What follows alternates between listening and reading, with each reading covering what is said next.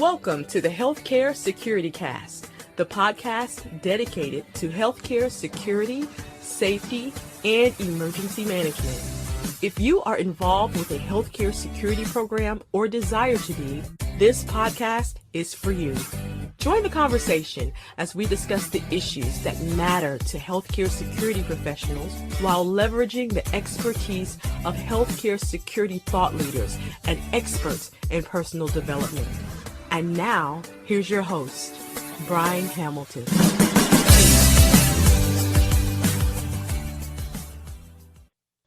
Welcome to the Healthcare Security Cast for Tuesday, May the 4th. Before we jump into today's show, I just want to thank our sponsors and collaborators, 3D Network Technology, Genetech, the Change Execution Group and 360 Life Transformations, Canadian Security Magazine, and Omnigo. I'm joined today by Tom Huser. Tom, thanks for joining us today. Thank you, and thank you for this opportunity. Pleasure to have you on. Now, I'll get started the way I am prone to do, which is by asking the profound question, who is Tom Huser? Tom Huser was a lost soul who basically found his niche and now is on a mission, on actually multiple missions at several different levels. One I'm being with IAHSS and really pushing that last S, the safety, because that is basically my title is safety coordinator, but then a lot of other things fall under it. And I think there's a lot of opportunity there for the International to Expanded Safety Program, because at present there really is no safety programs for healthcare people. It's sort of like there's ASIS, but then there's industrial safety, then there's hospital safety, there's industrial security, standard commercial security, then there's hospital security and police. And there are places where they do coordinate, but then there's places where they branch off and go in totally different directions. Then I'm also working with my alma mater, Indiana State University. I was over and learned that the healthcare management program has nothing about regulatory compliance. And so I'm working with them to get their curriculum changed to bring in healthcare compliance. And then I'm working with the College of Technology with their safety program to expand it beyond OSHA. There's more to safety than just OSHA. And then, of course, professionally in my position, I'm really wanting to expand the security side of our program to these offsite locations that I have. So that's who Tom Huser is right now. Awesome stuff. Now, you kind of alluded to it a little bit there, but just talking about your position and, just in general, how security leaders or just leaders in hospitals in general tend to have a lot of things kind of pulled into their area of responsibility. So I'm just curious, could you talk to us a little bit more about your current role and what experiences have you had that led to where you are today? My current role, I was basically the first safety coordinator for my current employer, which is Indiana University Health Physicians. And we are the largest physicians group in the state of Indiana.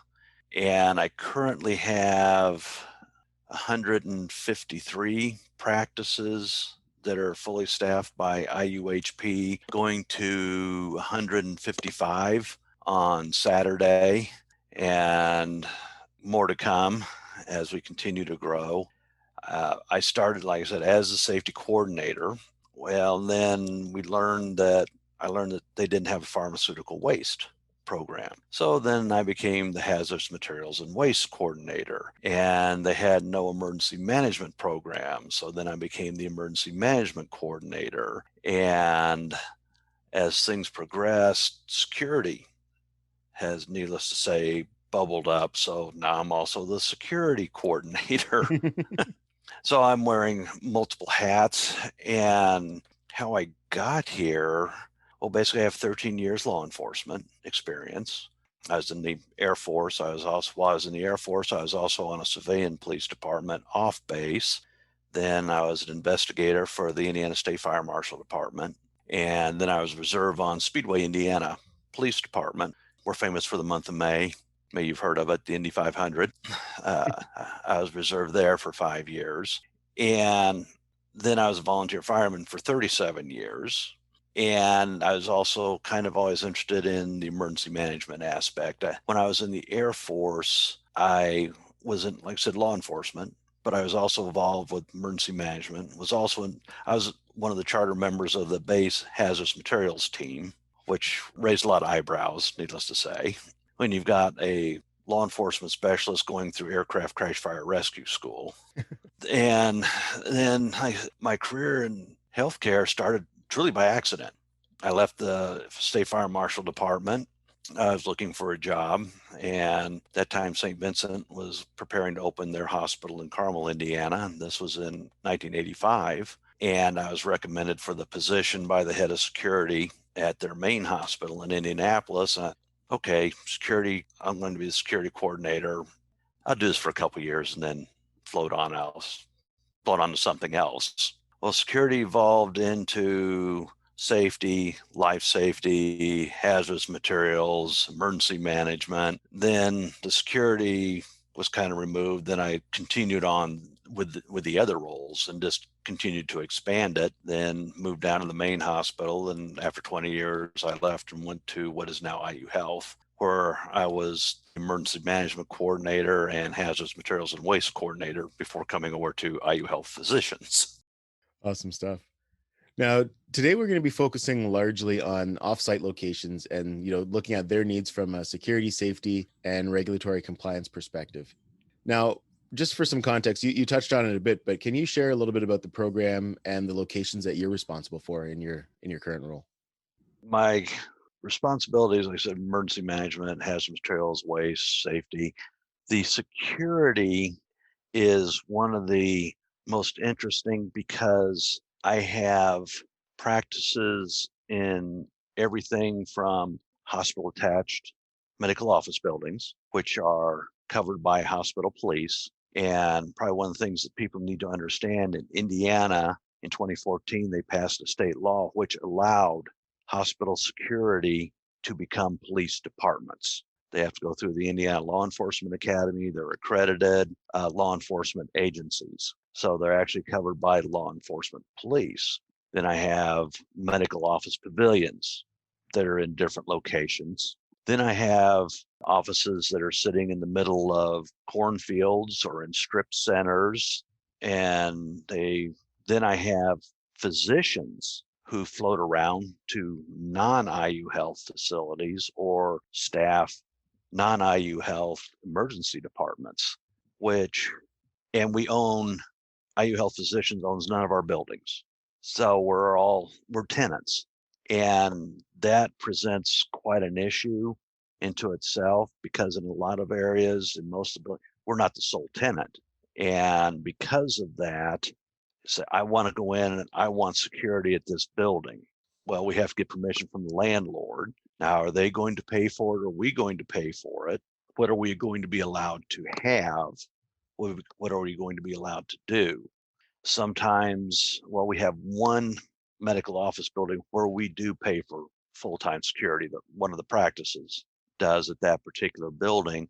The rest of them that are not attached to a hospital, sometimes basically there's nothing unless there's a drive-by in the after hours, security-wise, which again, then under Indiana law, the hospital police do not have jurisdiction over non-hospital locations unless they're a system police department, which we currently do not have. And that's one of the things I'm advocating for is a system police department, because we have so many silos as a system, because we have ambulatory surgery centers, we have immediate care centers, along with the physicians' offices that are off campus where the hospital police have no authority because we're not under the hospital. And they just hired a new vice president of safety, security, and emergency management for the system he was just hired last month. So that's one of the big challenges right now. I said right now I'm also trying to get panic buttons in all locations, controlled access to all locations at And again, the issue is we don't own, or the buildings that we do own are non-clinical, so they're office spaces, but we don't manage them. And this includes not only clinical, but also non-clinical offsite locations. Now, in terms of your offsite locations, I guess when you look at it from a perspective of the accredited versus non-accredited, in terms of compliance requirements, do you have any challenges there? Sometimes I do, in that you go in and, okay, you have to do this, this, this, and the first words I hear are, we're not accredited. We don't have to do that. And it's, no, you're not accredited. However, when you think about it, Joint Commission, ASFAB, all of them, AAA, AHC, all they're doing is going around and enforcing other people's rules that we still have to comply with. We take Medicaid, Medicare. You better comply with CMS.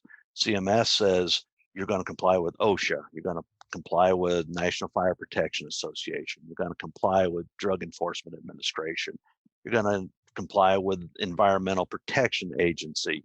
You have to comply with DOT because we have regulated medical waste that they're transporting. And a light bulb goes on. Oh, I didn't know that. And the other reason, basically, my policies stay in lockstep with the hospital policies, because a lot of our staff are in hospitals. So you go into most of the emergency departments, they're IUHP physicians in those staffing those emergency departments. We have buildings literally where we share space with hospital accredited departments. My favorite is one clinic, it's one building, one walk in the front door, got 3 of my practices, but then in the back corner, you have lab and radiology, which belong to the hospital. So you don't want those 2 departments sitting in that back corner doing something different than the other 3 in that building. So we stay in lockstep. And coming from the hospital side, I still still heavily involved with the hospital side. Actually, I'm still involved with the hospital's emergency management group, and my old safety department. I'm still on their safety and security and their hazardous materials subcommittees, and along with the chemotherapy committee. Again, allowing everybody to look at it as a system. And that was one of the first things I had to deal with when I took this position. IU Health has multiple physicians groups under its state umbrella. However, I am the only person in this role of any of the physicians groups. And fortunately, coming from the hospital side, I know who to contact to kind of get onto the system safety and security committees and the system emergency management committee. So there's 17 hospitals represented in me, being the only non-acute care. And even the hospitals, when they're putting together training and education, they focus on the hospitals, which is going to be normal, and forget about, oh, by the way, we share 20 locations outside the hospital. And no, they don't call your internal number. They're calling 911 or they're calling something else, depending on their location. So that's getting the education to fit one size fits all. And sometimes that's a challenge, but I'm happy to be the thorn in the side sometimes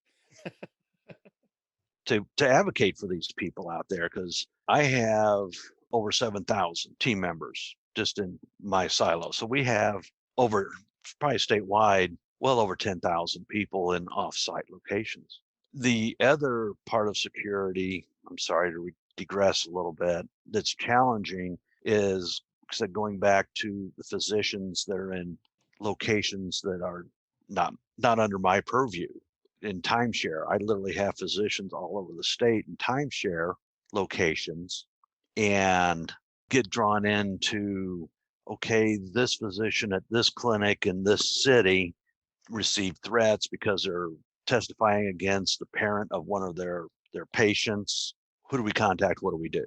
And that becomes a challenge, because yes, it's our physician, but it's not our facility. Oh, fair enough. All right. Now, in terms of the offsite locations, I know there's plenty of them that do fall within your purview. what are some of the other considerations in securing these locations? And that could be in terms of things that we would normally expect, but even some of the things that may have surprised you when you really started bringing all these locations together. First, like to say location, location, location, what's going on in those neighborhoods. But the thing is, you can't necessarily just focus, okay, this one's in a bad neighborhood and this one's in this affluent suburb, so nothing will happen. And you can't go by that solely. When I was with St. Vincent, we had one of our doctors who had his son and two of their friends executed in the friend's house across the street from the hospital. And the car stolen, they thought that was, so they were looking all around the hospital, thinking it was connection to practice and stuff, and it turned out to be something else. Then another instance, there was a bank robbery in a property adjoining to the hospital. The guy fled into hospital property, so we had to go on controlled access. They were searching cars coming in and out. We had all the building locked down except for patients who had already been inspected. Their cars had been searched by police, trunks, everything coming in, going. And after about 5 hours of this, turns out the guy was in a tree on the hospital property and he committed suicide. Again, this is in this affluent suburb where nothing is supposed to happen. So you can't just go give it a blanket look. You almost want to treat everybody equally because, like I like to tell people, crime does commute. So that's what kind of makes it interesting and a challenge. And of course, like I was saying, different venues, different locations, from office buildings to strip centers. Okay, so looking at those specific incidences that you just kind of hit on, obviously pretty significant impact. How do they impact the way that you lead your team? Has it caused any changes at all? Well, the team is me. I am my team, which also makes it interesting. We live in a community north of Indianapolis, again, affluent community, in Memorial Day weekend, the Friday before Memorial Day, 2018. We had a shooting in our junior high school at about 9:15 a.m. local time. I was in Germany at a nephew's wedding. It was 3:15 local time there when my phone started blowing up. And I'm also volunteer coordinator for the Hamilton County, Indiana Emergency Operations Center. So I'm in touch with, I know what's going on in my county, and that's where Noblesville is located.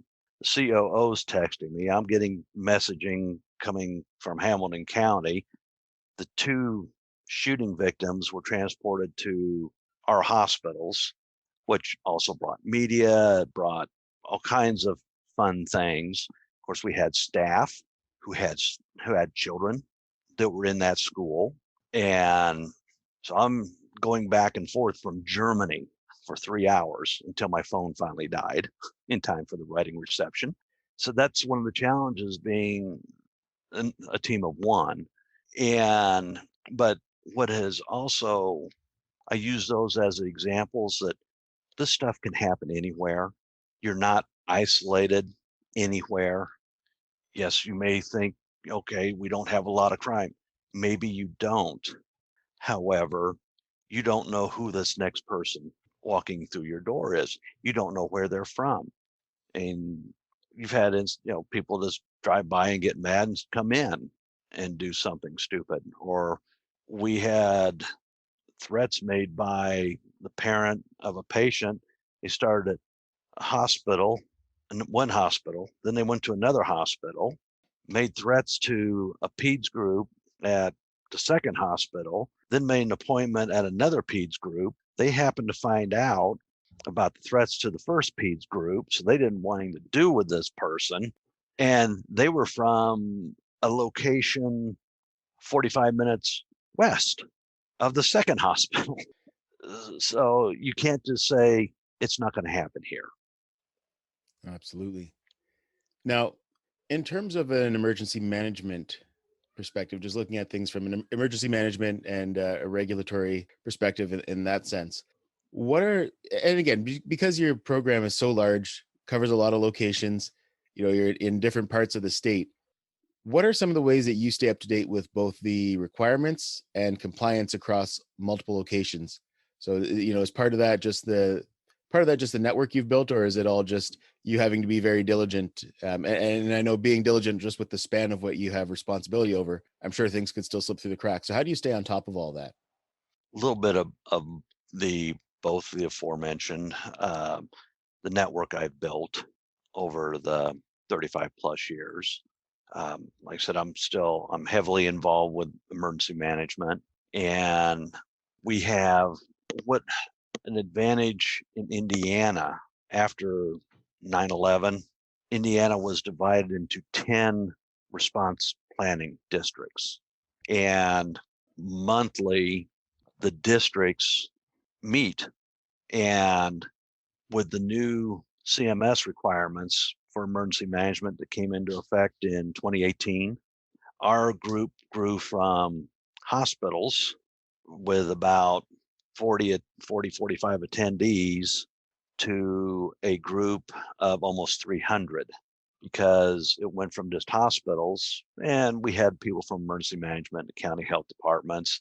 Well, now we had to, because of changes in CMS, the Centers for Medicaid and Medicare Services, we also had to involve EMS, emergency medical services. We had to start bringing in nursing homes, ambulatory surgery centers, long-term care centers, dialysis centers. All these were told by CMS, basically, you're going to come in and you're going to participate in a community basis, and you're going to plan and prepare, or you're not going to get money. There you go. Condition of participation, as they nicely put it. That's a nice way of saying play or don't get paid. And through that network, meet monthly, stay in touch, find out what's going on. And a lot of these people I've known personally for literally decades, ironically, like the head in one of the southern counties, the head of emergency response for the health department there, I went to high school with. And I'm going to age myself. We graduated in 76. Then I knew him when he was the sheriff's deputy. I was in touch with him. Then he pops up in this position, the emergency coordinator for another county. I was a station captain. We were volunteers together. And the head of emergency management for that same county, I knew her and her husband from fire department days. So it's been a lot of networking. And then, of course, just staying on top, see what CMS, Joint Commission are shooting out, what updates, changes. Not being accredited, some of that doesn't affect us, but it doesn't affect us technically. However, I treated it where appropriate as it would affect us. Like, there is nothing that says we have to have an emergency management program, but from a good business sense, you need to have an emergency management program. COVID proved that. Mm-hmm. How are we going to manage this? We've got practices we have to shut down. What are we going to do with operations? I mean, just a plain old continuity of operations planning, or COOP as it's referred to. Doesn't matter who you are, what you are, you need a good continuity of operations plan. We have power outages at a location. Okay, we got to continue operations. We got to close down. If we close down, how we got to notify patients? What we got to do with staff? What are we doing with all the meds in the refrigerators and freezers? Network outages. Oh, we know we're going to have network outages. It's not an if, but when's that network going to go down next? And it's not a criticality of the IT people. You just don't know when that contractor is going to cut the fiber optics line just providing your network services. It's going to happen. And that's where central planning, not only just in our silo, but across the silo, really comes into play. Who do we coordinate with, especially if you're in a hospital? Oh, during COVID, we had staff filling in at hospitals, supporting hospital staff. So it's not just internal, but it also across across the board. One of our leaders at the start of COVID got a call from a neighboring hospital. We don't have any wipes. A doctor, when the physicians called, one of my leaders, we don't have any disinfectant wipes. So they called me, and I said, let me call my counterpart over there and find out what's going on. So I call my counterpart over at the hospital, and it's like, no, we have some, we're getting this, but if you could support us with some, that would be great. Call back leadership, here's what's going on. Well, how'd you know that? Because I know who to call. And I think that's one of the very most important things also with emergency management is that networking, who to call. Because we've had more than one instance where we've had mass casualty instances involving families that become separated, and knowing who to pick up the phone, who to call when at another location. Hey, we've got ABC, you have their family, and things of that nature is very critical. And it's not just internal, but external as well. We had students brought in from a bus crash, and the parents were told their child was brought to our location. We had no record of their child. I happen to know the on-duty battalion chief's aide for the fire department, gave him a call, and it was, no, they were killed. Where are the parents? And so they sent chaplains and stuff over to make the death notification at the hospital. So that's where a lot of that criticality of emergency management comes in, sitting on the city's emergency management planning committees and stuff as well. Oh, absolutely. And it seems like you've mentioned, you know the right people to call. Now, I guess just in terms of communication, obviously you've highlighted some of the challenges, but are there any other strategies that you put into play just to make sure that you're able to communicate information and just events over across such a large spectrum of employees and locations? Yes, what I've done, every practice that is one of my practices has what's called a safety coordinator. And that is a person who I coordinate with. Okay, I also communicate with, and they know how to get in touch with me.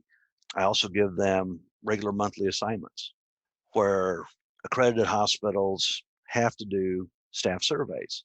Is the training effective? I send out the surveys for the safety coordinators to do. And because I'm on the hospital committee, I know we're asking the same questions. So it's apples to apples. Okay, the training is effective for in the hospital. Is it effective for the people outside the hospital? Are they getting the same information in the same manner with the same efficacy?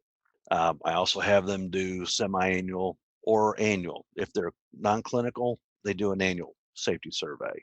I send it out to them and expect it to come back to me.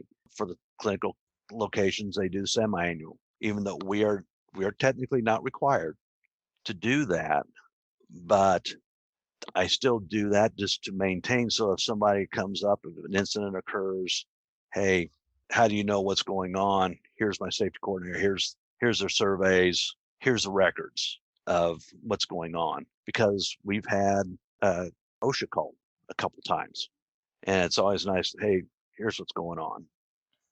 Absolutely. No, I'm kind of curious, just because there's so many situations where things don't go as we plan for them to go.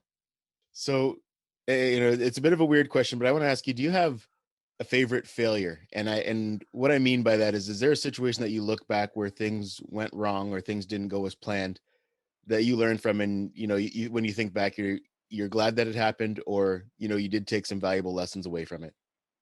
Oh yes, it's when I was with St. Vincent still. My office was in the medical office building attached. The hospital owned the building, but it was managed by an outside management agency. And I had pressed them to do a fire drill, do fire drills in that building. And I could not get the management agency to do a fire drill. One day I'm sitting in my office and hear this PA announcement, prepare to evacuate. I thought, what is that? And so I was just down the hall from the building manager's office. So I ran in. I said, what is that? He said, that's the fire alarm system. So where's the alarm going off? We don't know. What do you mean you don't know? Well, it's a new system and we have detectors going off floors 5 through 10 and a water flow alarm. Well, where's the water flow alarm? We don't know. So I called over to the hospital. They sent their fire system tech over, and we just had to spread out, start searching the building. In the meantime, trying to evacuate the building, get on the PA system, telling people to evacuate. And the fire system tech happened to go to one stairwell and found a waterfall, literally, and trekked up to the 10th floor. One of the building's maintenance people was standing there with the door open, water flowing out of their penthouse, smoke coming out of the penthouse, sprinkler system, a trash can had caught fire, set a desk on fire, which activated the sprinkler system. So after that, we use that. We changed the fire alarm for starters. The message prepare to evacuate told people nothing. They had no clue what it was. So after that, going forward, here's an annual, we're going to do fire drills. People understand what they're supposed to do, when they're supposed to do it. The staff is trained on their fire alarm system so they know what it is and how to operate it. They had a new system. They had no idea how to operate. So that was a disaster that I use as an example going forward. Here's why we do this. Yeah, when you look back at it, it's one of those situations that I think a lot of us have been through, where it takes something undesirable happening to get that buy-in for, what you're trying to do or what you're trying to move forward. Now, in your current role, how does the leadership structure help or hinder your current job? Fortunately, in my role, it's a very loose structure, so to speak.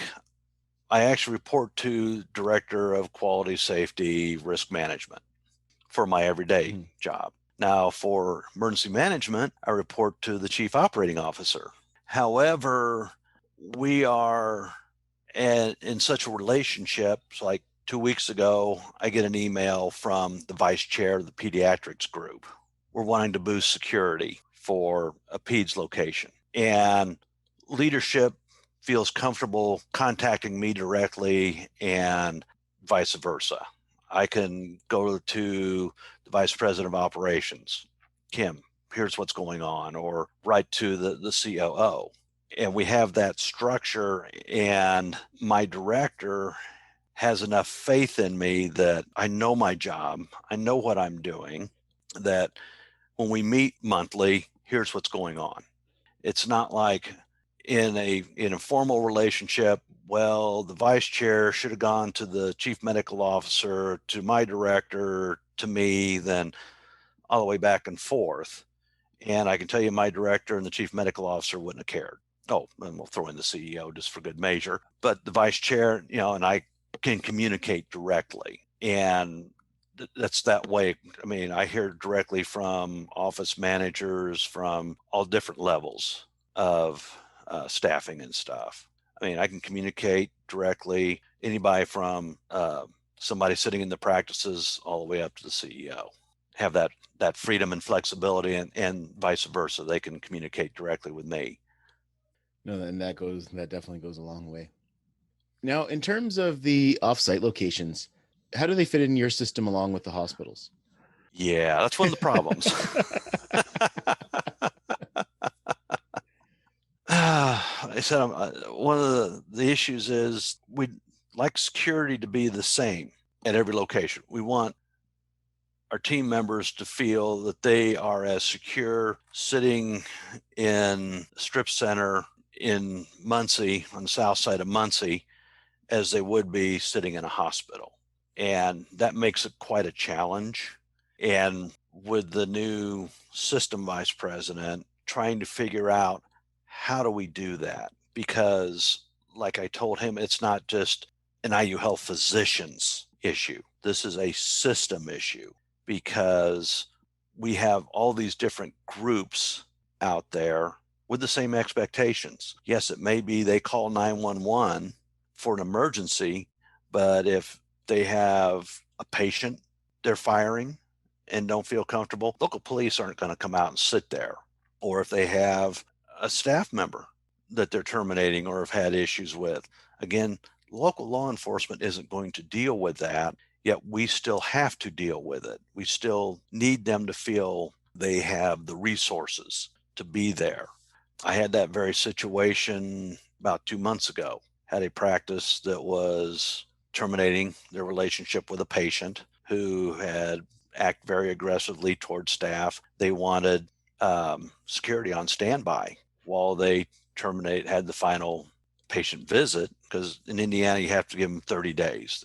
They're still your patient for 30 days after you send them the letter saying you're no longer our patient. And they had a visit, so they wanted armed security there.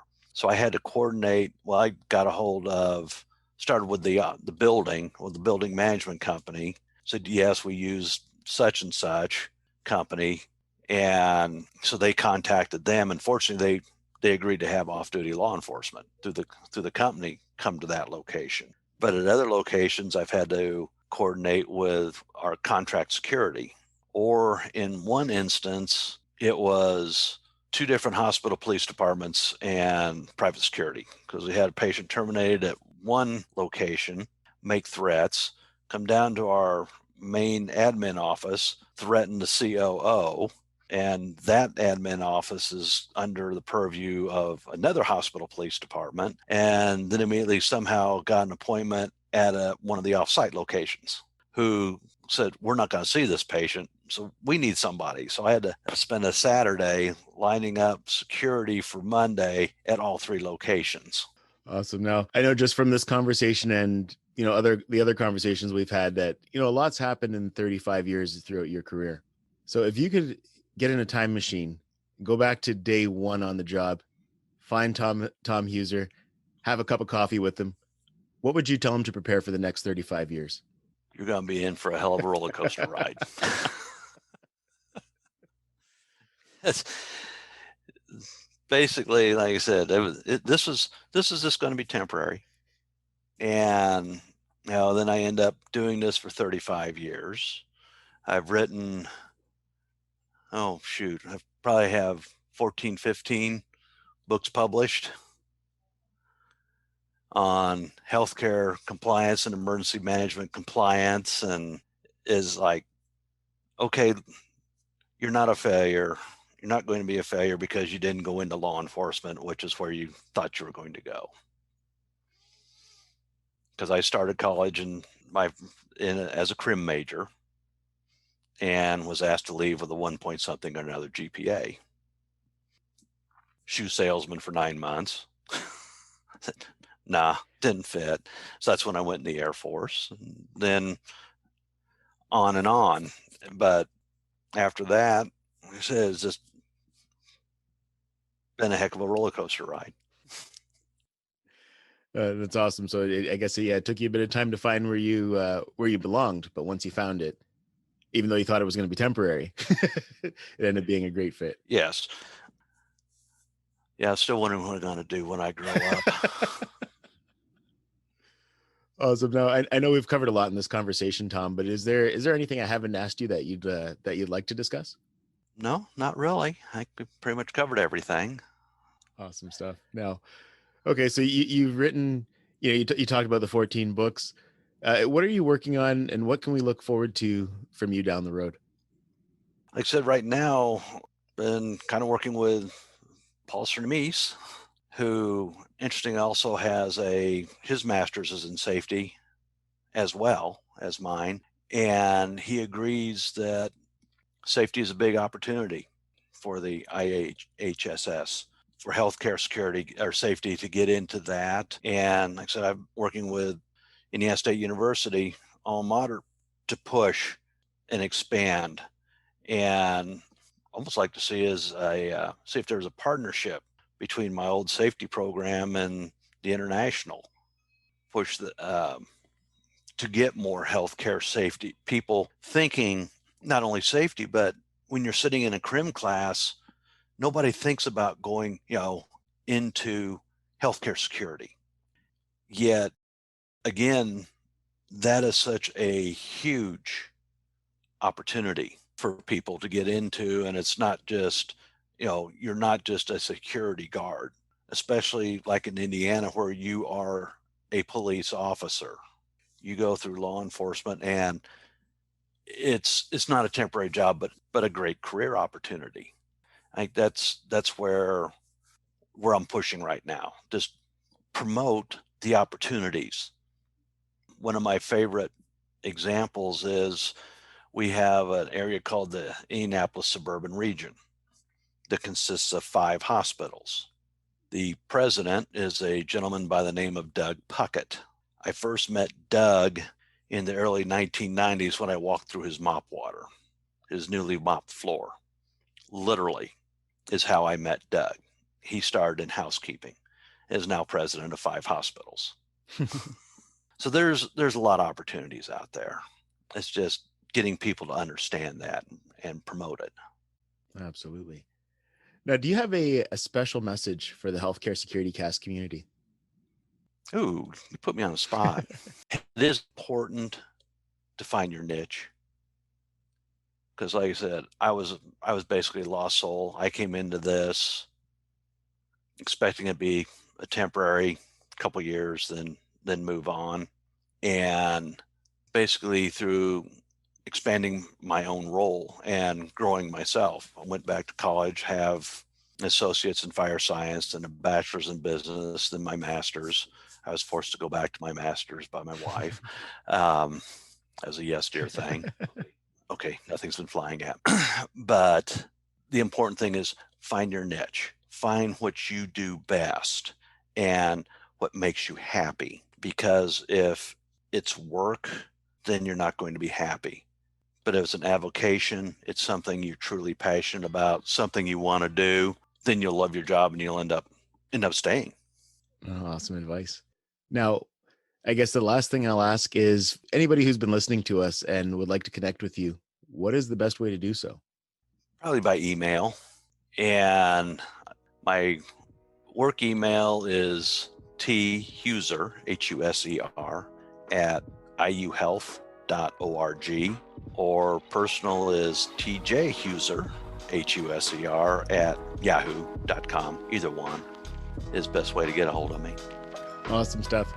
Thank you for making the time today, Tom. I truly appreciate it, and I enjoyed the discussion. Thank you very much, Brian. I definitely appreciate the opportunity to speak with you.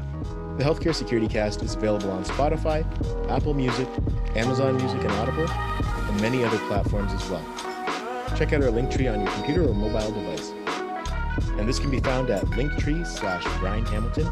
That's linktr.ee/Brian, BRINE, Hamilton. Again, that's linktr.ee/Brian Hamilton. Or if it's easier, send me a text at 647-372-2042. That's 647-372-2042. And I'll be happy to answer any questions you may have or share any links you may be looking for. Thanks again for listening. Until next time, take care and stay safe.